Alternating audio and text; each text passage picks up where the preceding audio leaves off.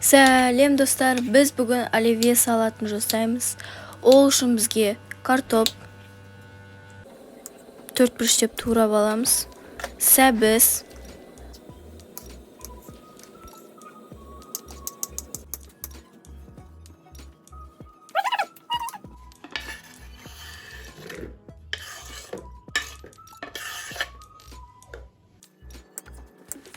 жұмыртқа,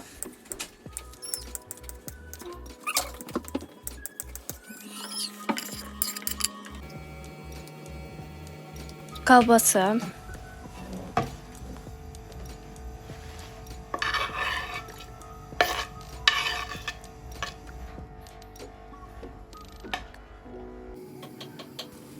соленый қияр,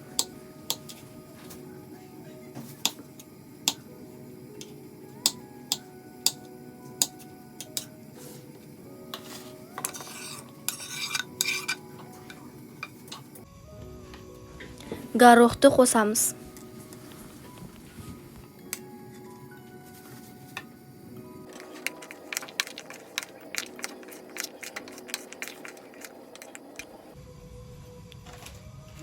Енді оған қара бұрыш,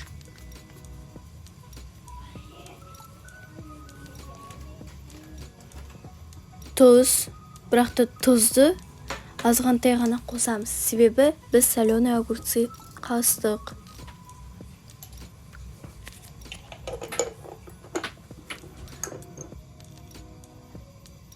Майонез қосамыз.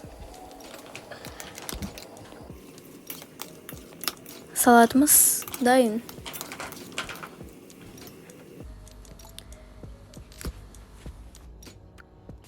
Содан соң осылай укроппен де әсемдеуге болады.